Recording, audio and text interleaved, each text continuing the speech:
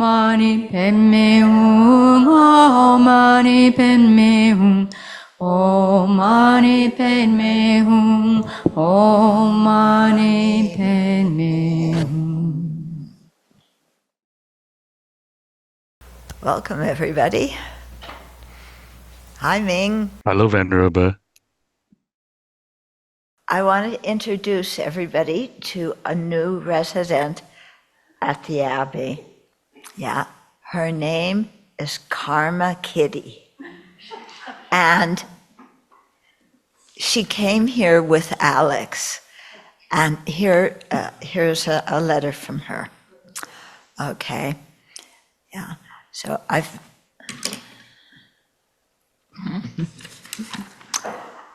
led a rather nomadic life, searching for something. There's got to be more to life than chasing flies and catching mice. Yeah, this is a very profound insight, huh? I currently live with Alex, the human, and Charles, another cat. They sit on the couch and watch many Sravasti Abbey YouTube videos.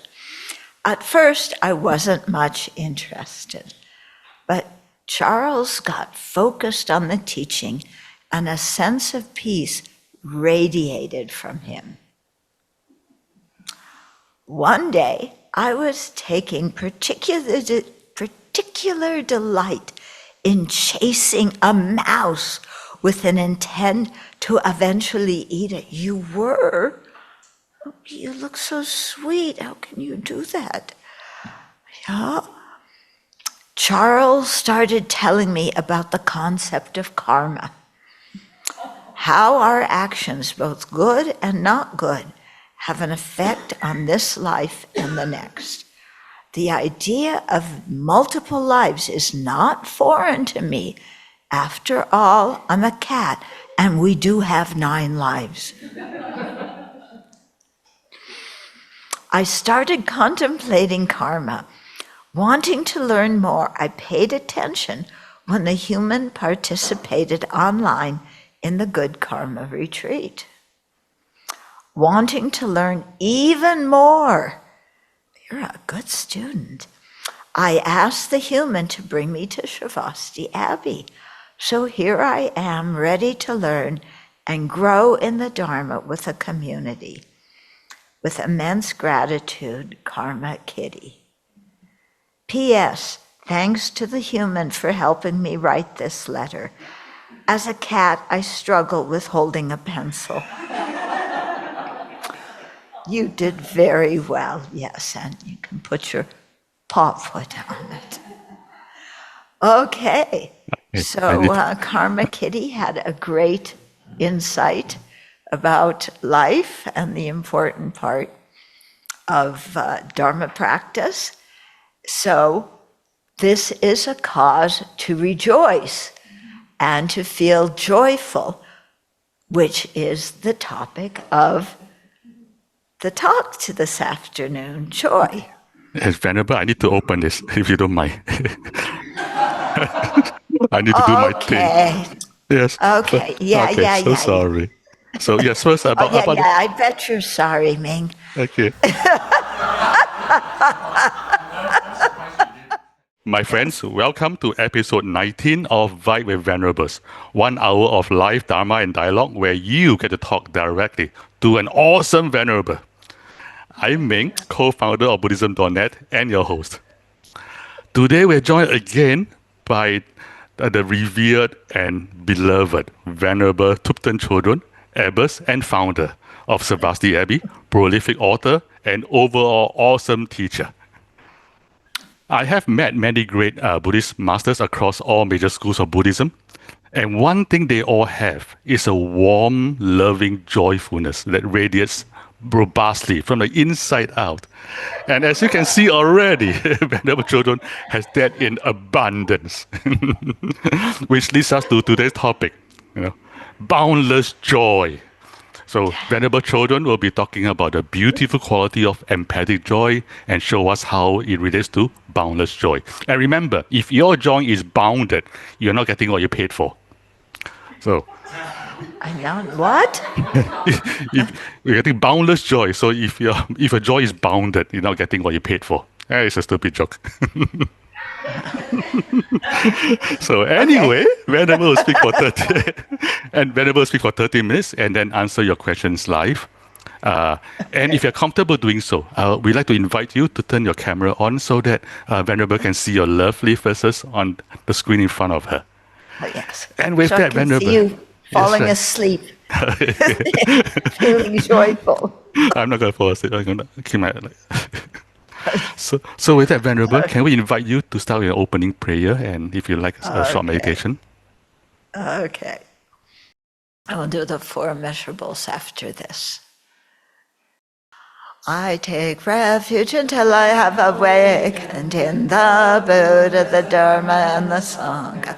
By the merit I create by listening to the Dharma, I will attain Buddhahood in order to benefit all sentient beings. I take refuge until I have awakened in the Buddha, the Dharma, and the Sangha. By the merit I create by listening to the Dharma, I will attain Buddhahood in order to benefit all sentient beings. I take refuge until I have awakened in the Buddha, the Dharma, and the Sangha. By the merit I create by listening to the Dharma, I will attain Buddhahood in order to benefit all sentient beings. May all sentient beings have happiness and its causes. May all sentient beings be free of suffering and its causes. May all sentient beings not be separated from sorrowless bliss. May all sentient beings abide in equanimity, free of bias, attachment, and anger. Sadhu, sadhu, sadhu. Okay, so a short reflection. What prevents you from feeling joy in your life?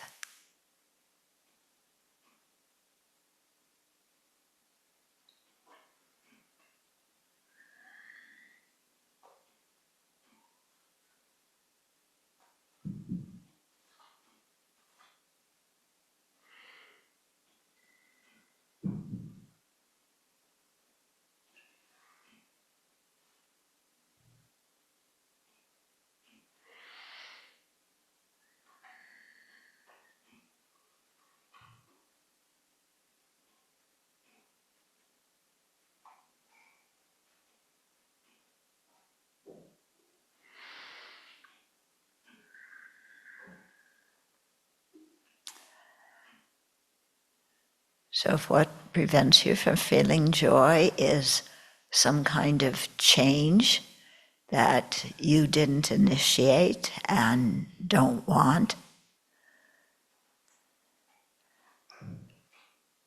then reflect a little bit on impermanence, that everything, everyone that comes together must separate.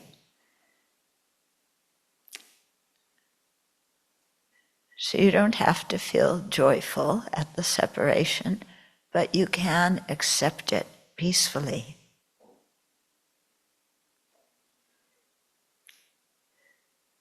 See if you can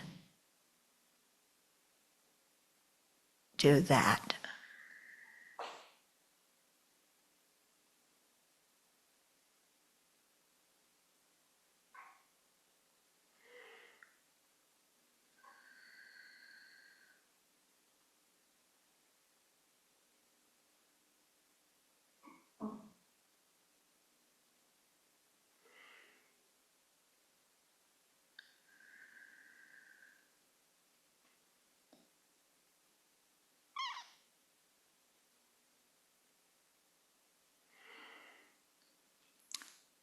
How about envy or jealousy?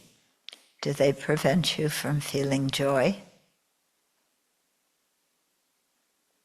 And if so, why? What do you want?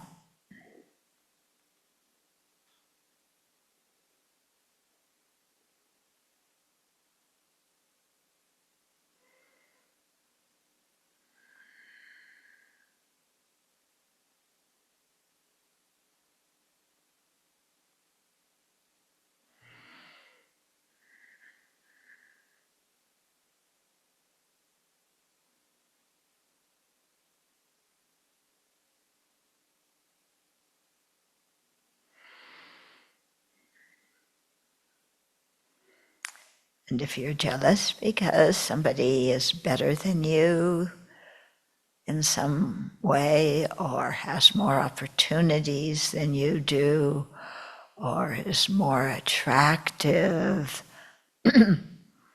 or creates more merit, instead of closing your heart with jealousy, try and just say, I'm glad somebody else is happy. Isn't that nice?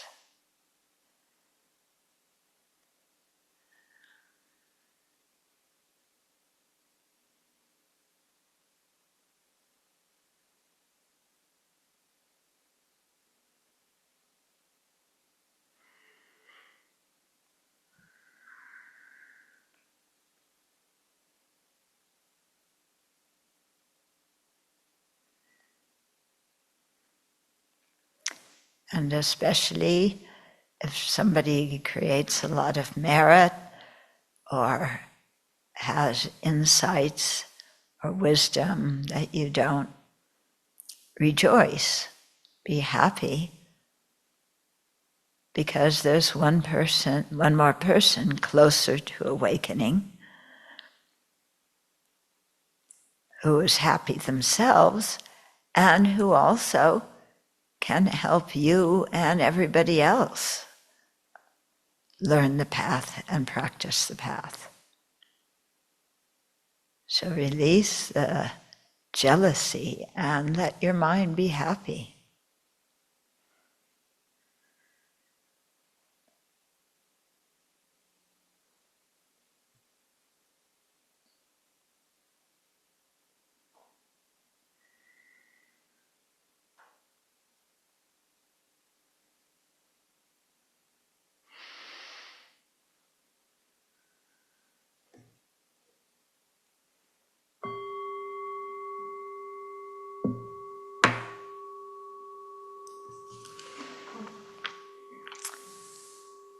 Okay.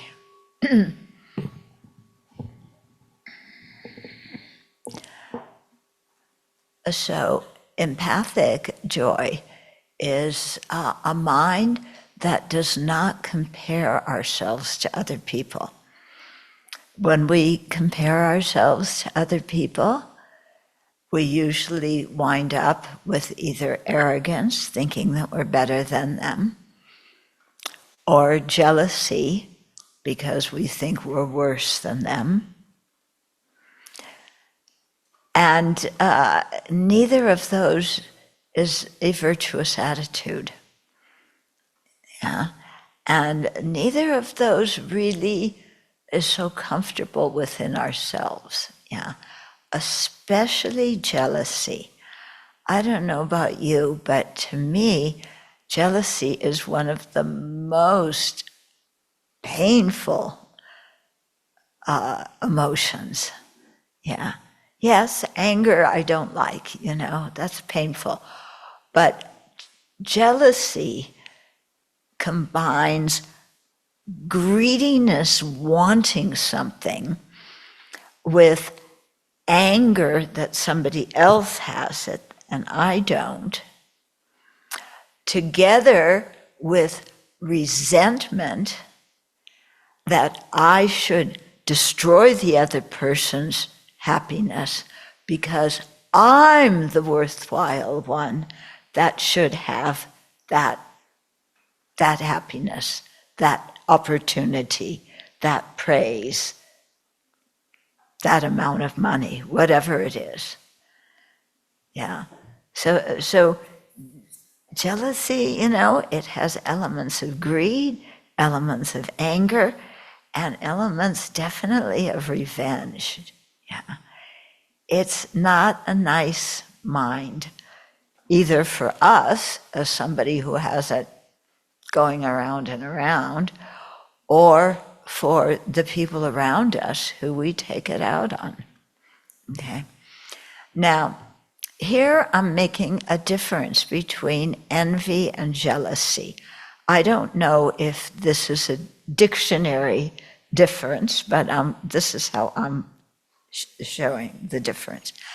Envy is something, somebody else has something good, and I would like to have that same goodness or opportunity too. So there's no hard feelings against that person that doesn't want them to have it. It's just they have it, but I'm dissatisfied because I want it also. You know, they can have it, but I want it too. Whereas jealousy, how I'm differentiating it from envy, is they have something, I want it, I deserve it, they do not deserve it. And so I want to take it away from them. They should not have it, and it should belong to me. Okay? You getting the difference there? Yeah? Because I want to be the one who shines, not together with this person, which I could envy, but they cannot shine at all. I want the glory, because I'm the one, the best one. That person's just a creep. How come they get to do that and I don't? It's not fair. Yeah. Okay. So it's a horrible feeling inside. And, you know, okay, it can arise in regard money. We're jealous of somebody, they have more money. They're more attractive, they're more athletic, yeah. They have more diplomas, they, you know, get put on what, America Has Talent or something, you know, one of those programs, you know, so they get noticed, yeah. So this is all worldly kind of jealousy, yeah. But Dharma jealousy, ooh, that person gets more attention from the teacher than I do. Yeah. And this for me was like, oh, this is how I really got in touch with my jealousy. Because one summer at Tushita Center in Dharamsala, India, I was asked to lead a course for beginners. Okay. Meanwhile, Lama Zopa, my teacher, every morning at 4:00 would do puja, and he would invite different Sangha members to do puja with him. Well, I wanted to do that. I mean, sit in the room with Rinpoche and meditate at 4:00 in the morning. I mean, that's almost like, wow. Yeah, and I'm certain to have some strong meditation and just being in Rinpoche's presence. I want that. But I had to lead this Dharma course for a bunch of people who were, you know, traveling through India, the young Israelis, the young Westerners who were traveling through. and, who ask all these questions like, can I drop acid and meditate at the same time? And, it's like, and I have to teach a course with these guys, but I want to be with my teacher, but I can't. It was so painful, I tell you. Okay. Yeah. And that was subsequent to another thing I had with jealousy, where sometimes I did get to go into Rinpoche's room. I was doing some work for him, so I had to ask questions. And sometimes he would say, bring me a cup of tea. Oh, he asked me to bring him a cup of tea. I get so much merit from making tea for the guru and imagining myself as an offering goddess, giving it to him. The merit I will create is fantastic. So I ran back to the kitchen, and it's like, Venerable Maureen was there, and it's like, Maureen, Rinpoche wants a cup of tea. Yeah? Get out of the kitchen, I want to make him the tea. Yeah? But she was the appointed cook, and she knew how to make the tea that Rinpoche liked.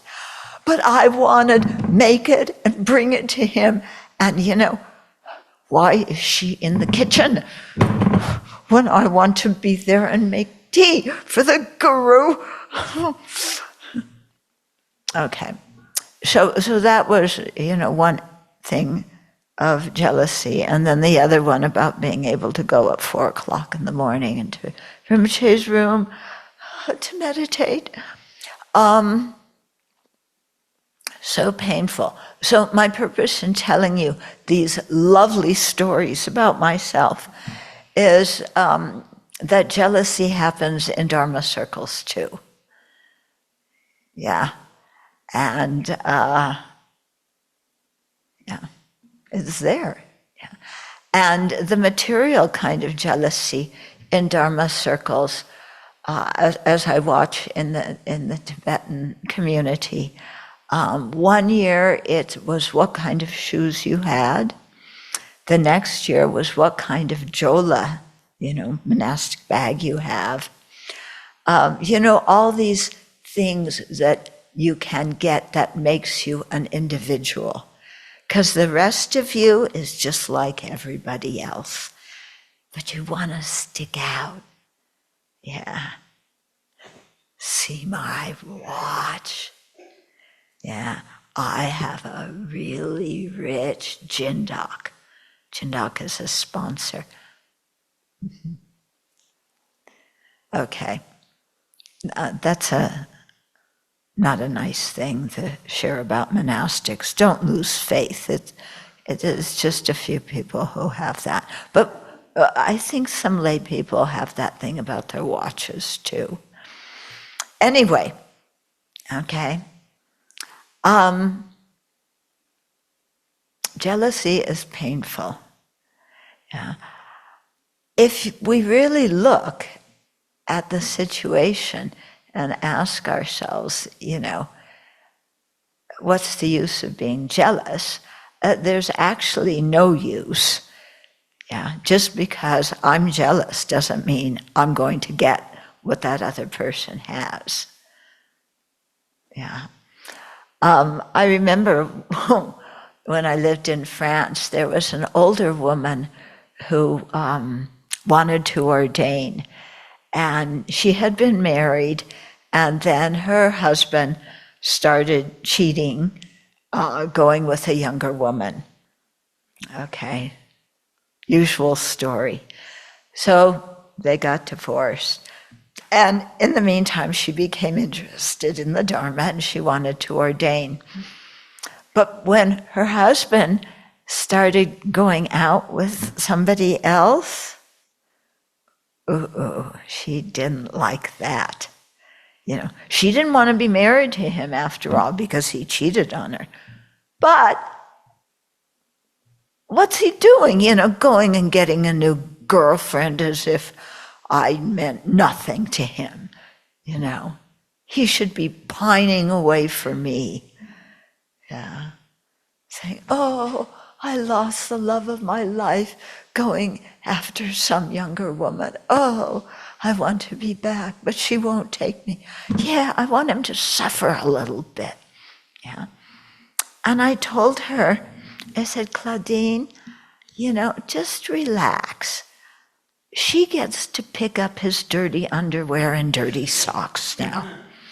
You don't have to do that anymore.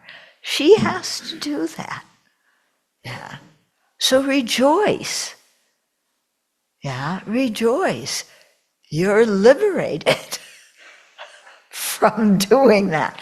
Because who wants to pick up your husband's dirty underwear and dirty socks? Blech. You're free. Yeah? So the idea often is, look at the good side of what happened, okay? Because there's usually something good that comes out of every situation, even though initially we may feel like we're the one deprived of the happiness. But if you check up, what do you write in your Christmas cards, your Chinese New Year's cards? What do you write? May all sentient beings have happiness in its causes.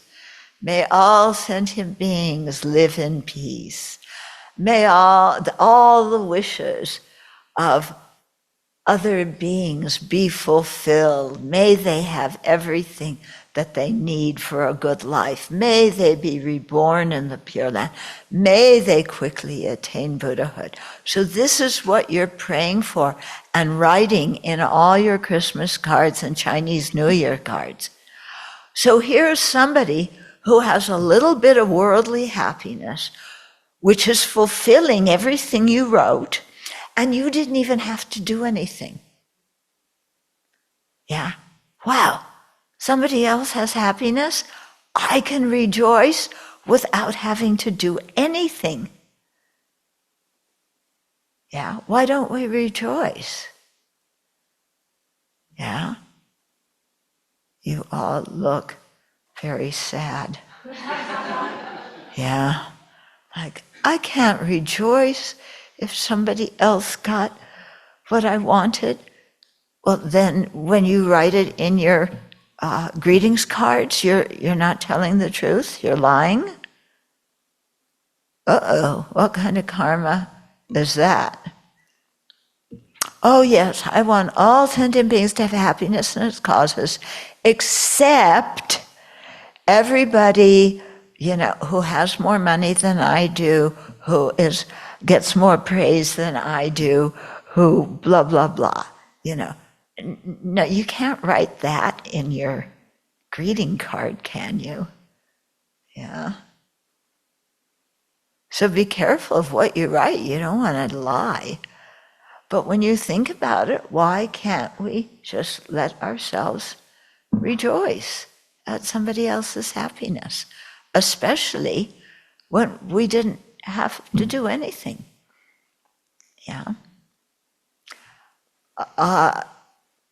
When you're a monastic, you sit in order of your ordination. And there were some nuns who I was very close in ordination with. Actually, we took our novice ordination at the same time, but she took Bhikshuni before me. And the other one actually took novice after me, but Bhikshuni for me. And that wasn't so bad. That was okay, because I respect the people who were ordained before me. But they both were fluent in Tibetan. And I wasn't. I tried so hard to learn Tibetan. But you need a visa, a Tibetan teacher, good health, and a good memory. And I I couldn't get all of those together. Yeah. But they could, and they spoke Tibetan fluently. So whenever I wanted to speak to one of my teachers, I had to ask for a translator. And sometimes I had to ask them,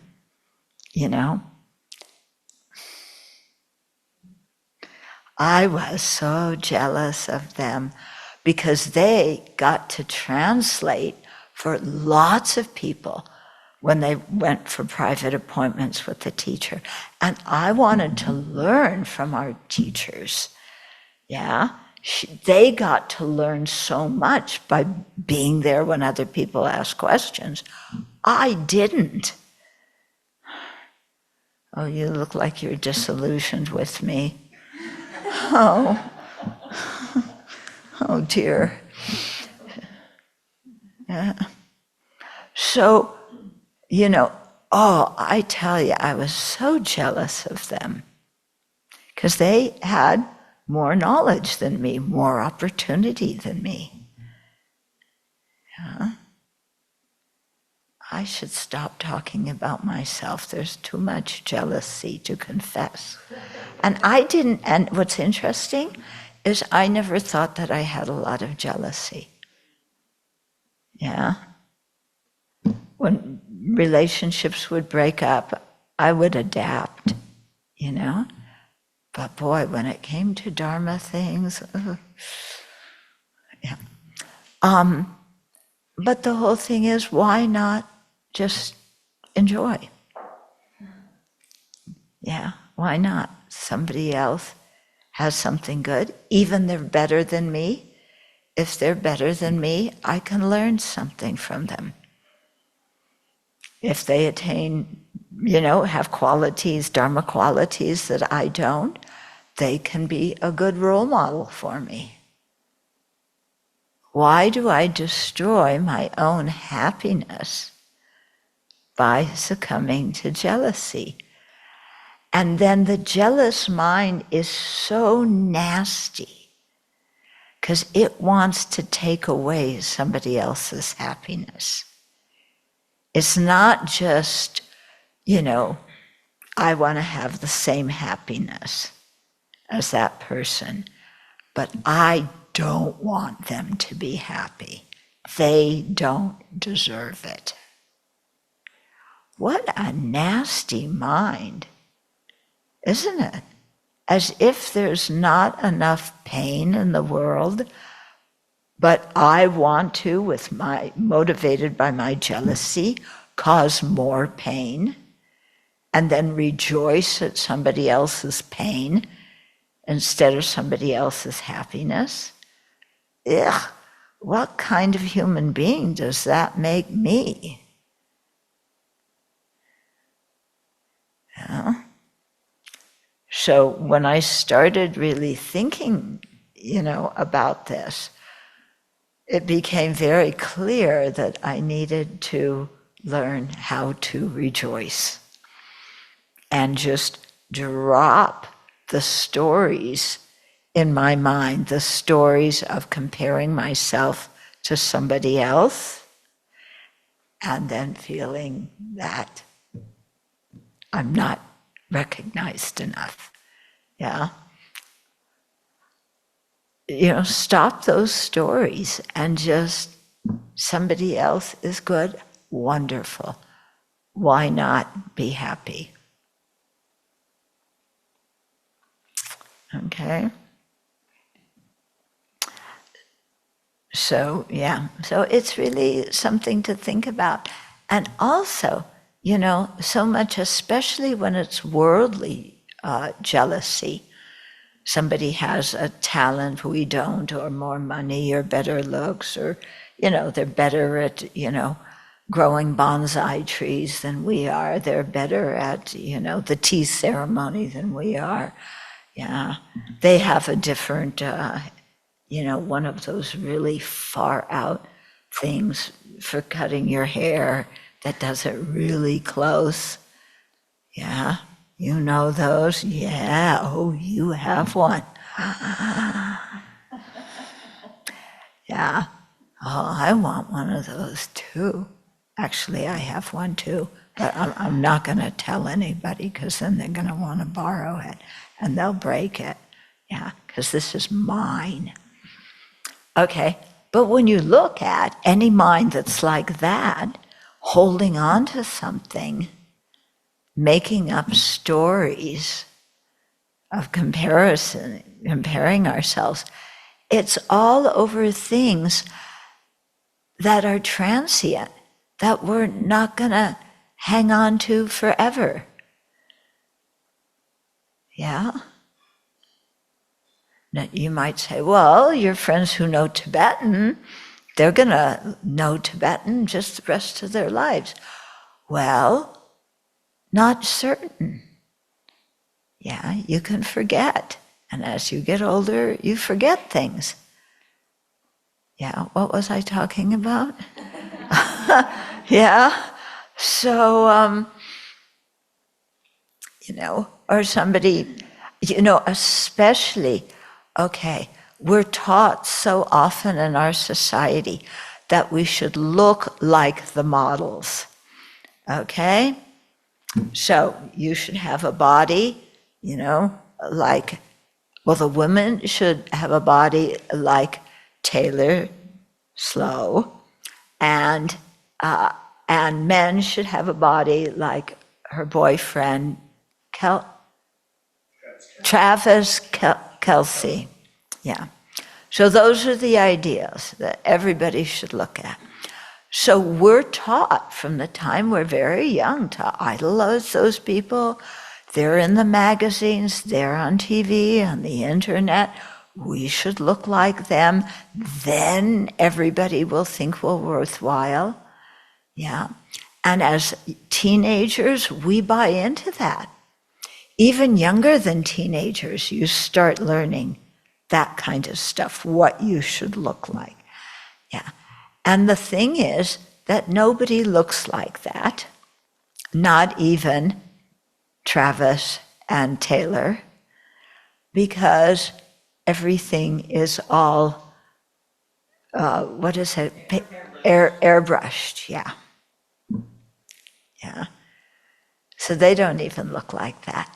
And when you think about it, I think aging for people who look like that must be very difficult, more difficult than it is for the rest of us. Yeah, because when your whole identity is based on your looks, or your ability to sing, or your ability to play football, those are qualities that you're not going to have very long. We're aging every day. We're getting older and uglier. This is the reality. Even Taylor and Travis, that's happening to them. Yeah. How long is Travis going to be able to play football? I think he already stopped because he was getting old, so better to retire before you can't catch the ball anymore and you're out of shape. Taylor's still going at it, la la la. But how long, is she going to look like that? Yeah, especially because she's so made up, we don't really know what she looks like. Yeah? Do you think everybody's born with lines out here? Yeah. And bright red candy apple lips? Yeah.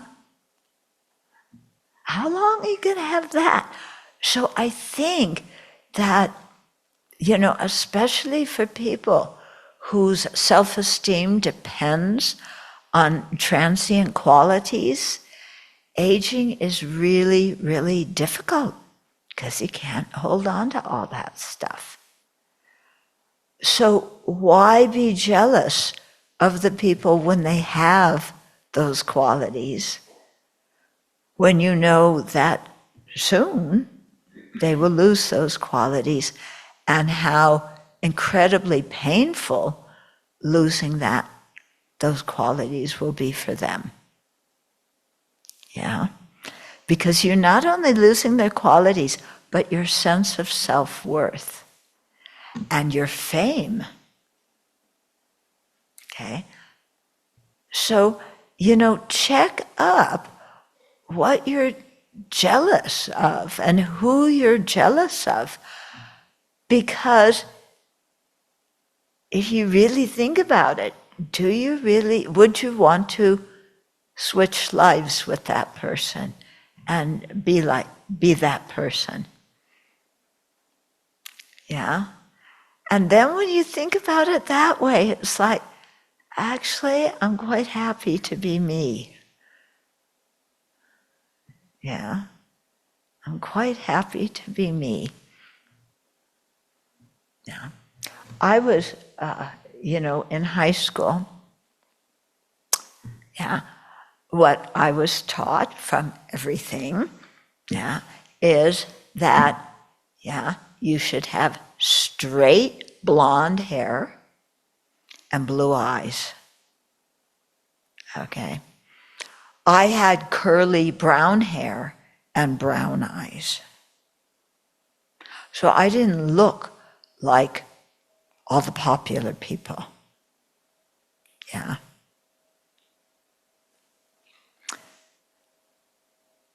And, looking back on that now, what the advertising industry puts in the mind of young people who can't think clearly about what is valuable in life and what isn't, you put that into some young people's minds.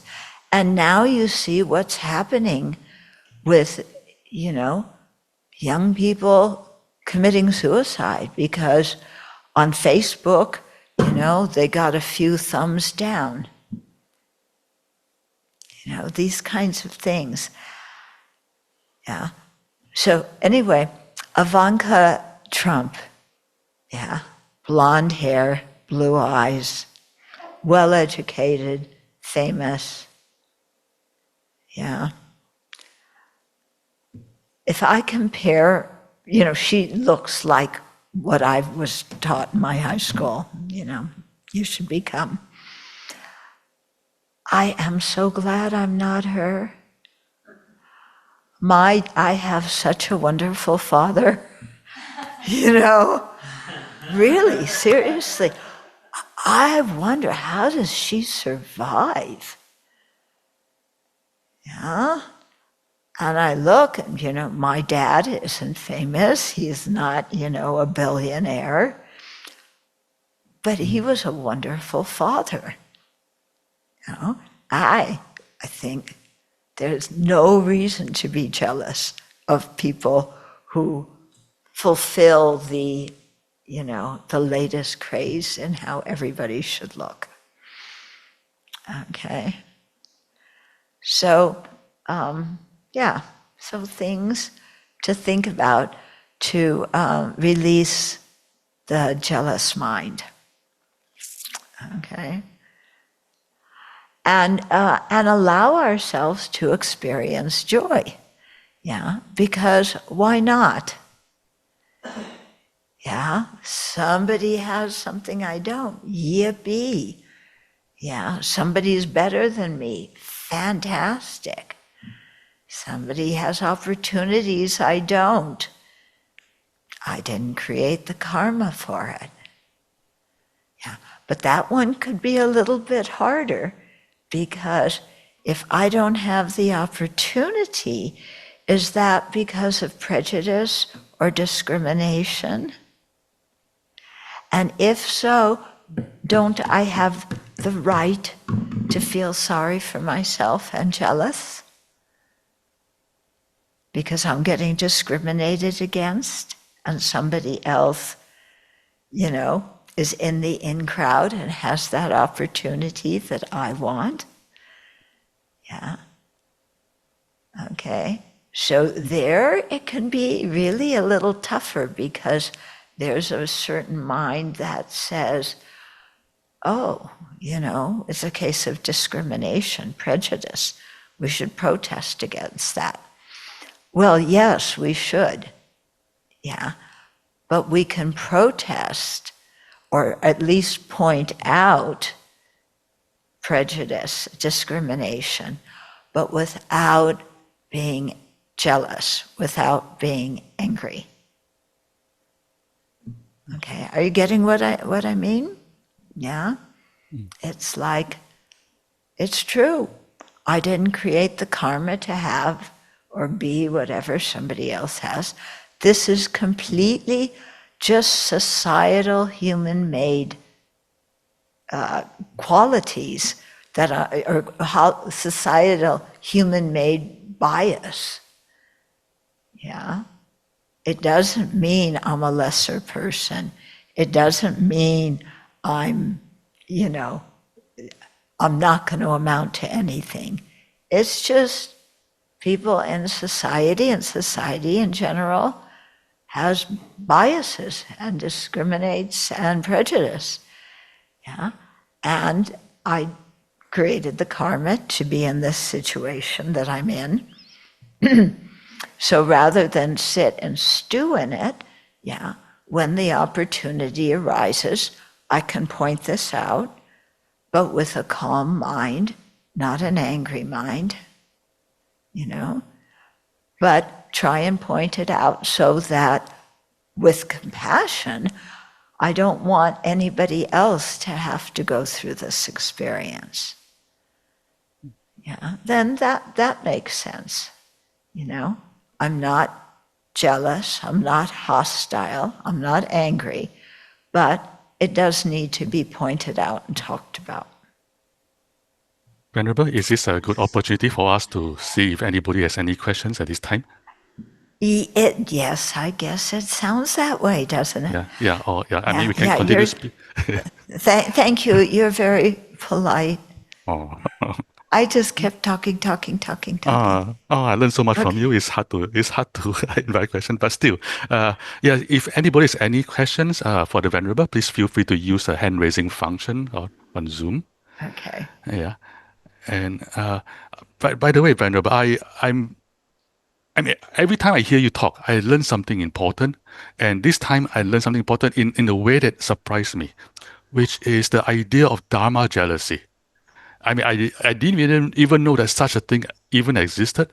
And I'm also shocked to hear that you yourself experienced it.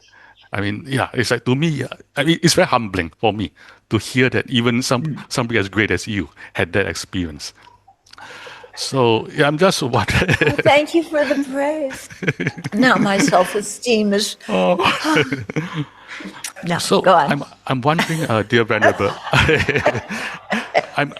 I'm wondering how you eventually got over it. Was it like gradually through like purely cognitive, think about how disadvantages, think about, I'm just keep thinking, or do you do something else? What, for me, just acknowledging the pain that I experienced when I was jealous was enough, usually, to help me let go. Sometimes when I didn't realize that it was jealousy that I was experiencing, then just being able to see, oh, no wonder I'm happy. That's jealousy. Unhappy. What? No wonder I'm unhappy. What?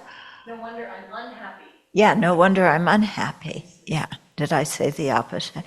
Yes. Oh, so my memory is going. So, if once I could identify, oh, that's jealousy that's making me unhappy, then much easier to let it go.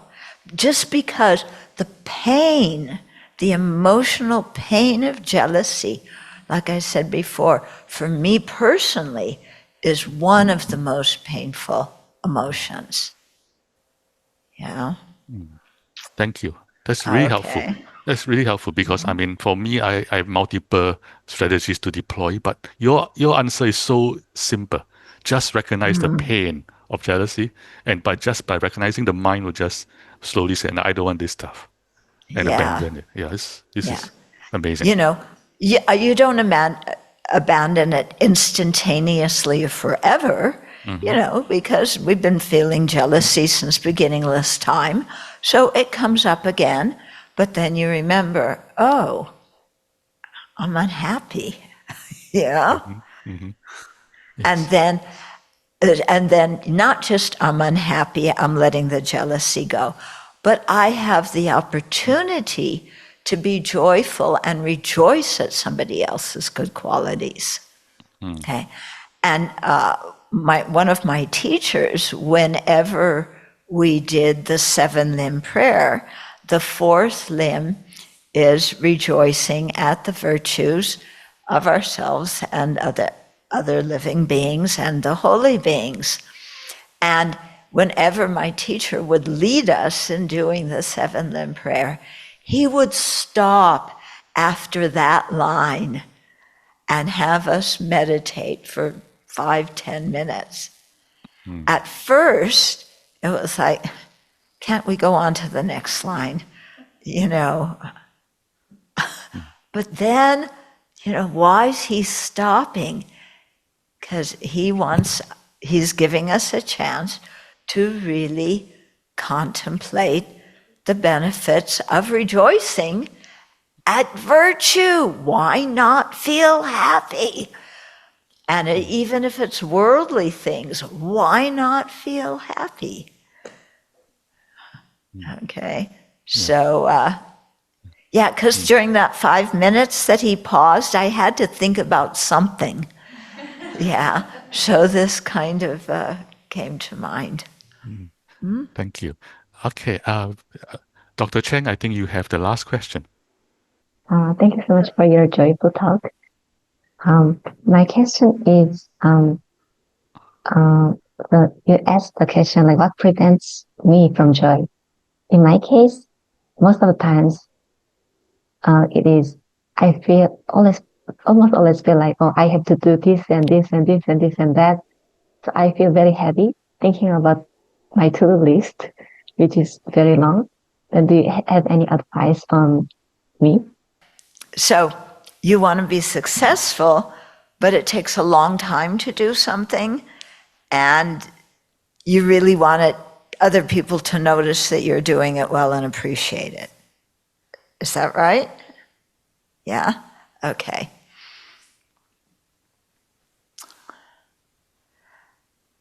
So that's not exactly jealousy.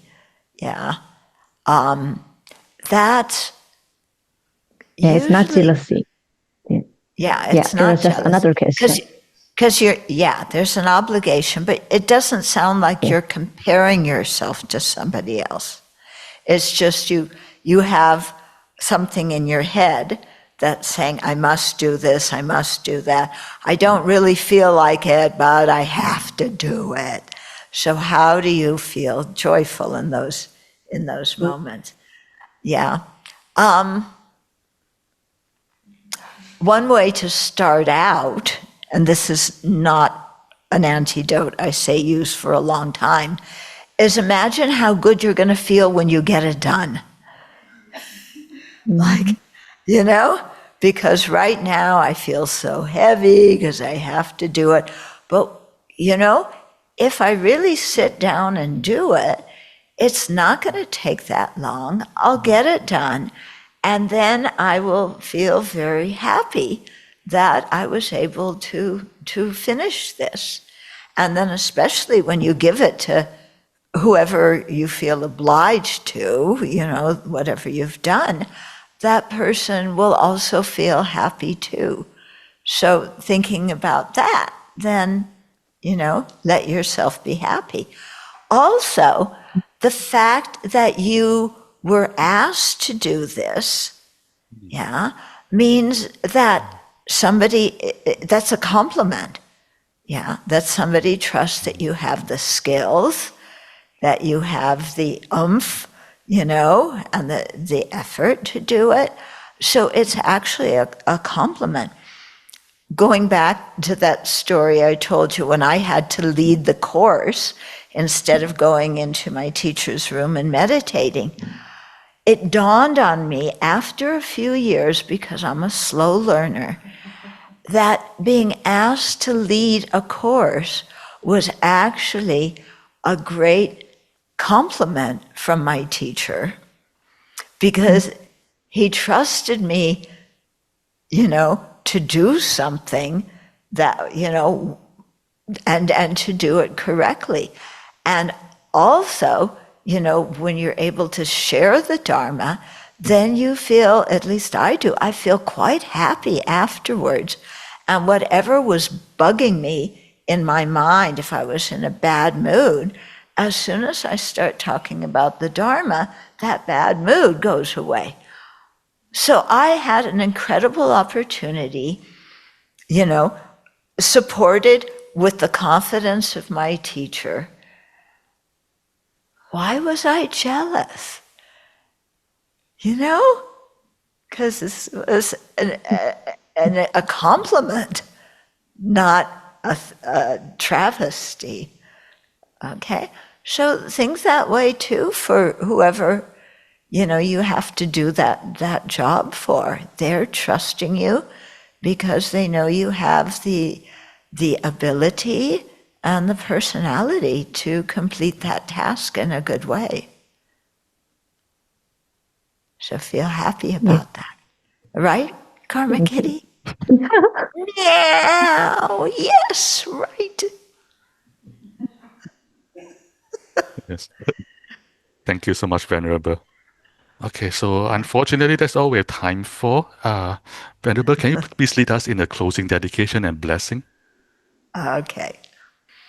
So first of all, let's just sit and rejoice that we have learned some things about how to release that painful emotion of jealousy and to instead rejoice at the opportunities that we have and the good things that we have, instead of comparing ourselves to others.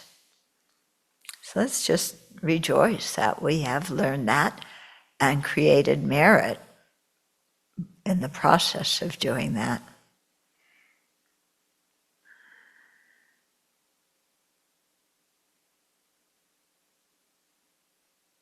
Then we'll dedicate that merit. Due to this merit, may we soon attain the awakened state of Guru Buddha, that we may be able to liberate all sentient beings from their suffering. May the precious Bodhi not yet born arise and grow. May that born have no decline, but increase forevermore. Sadhu, sadhu, sadhu. Thank you. My friends, Okay, that's our bow to our teacher. Yeah. Thank you so much, So Venerable. thank you for giving me this opportunity, and thank you to everybody for listening. Thank you. Okay, friends, this recording will be uploaded onto the Buddhism.net YouTube channel. Like, subscribe, share. Helps us a lot. So, not so long ago, people had to travel long distances to be able to interact with a great master like Venerable Chodron. And to have access to a master like her is a great privilege. And today, all of us have been given the gift of that privilege. So, if you're yes, so if you're inspired to practice dana or generosity towards Venerable Chodron, please donate directly to Sarvasti Abbey, and we'll be sharing the link by chat and by email. So over the past 11 weeks, we had a lot of fun vibing with the Venerables from Sarvasti Abbey, and we'll be taking a short break in September. And then we'll be back in October with equanimity, staying steady in samsara. Until then, if that's too long for you to wait, until then, you can keep practicing with Sarvasti Abbey. They have a free program called SAFE, S-A-F-E, and it starts on September 8th. So please register. Registration links for both our equanimity series and the Sarvasti Abbey events will all be shared by chat and by email. So with that, thank you, dear friends.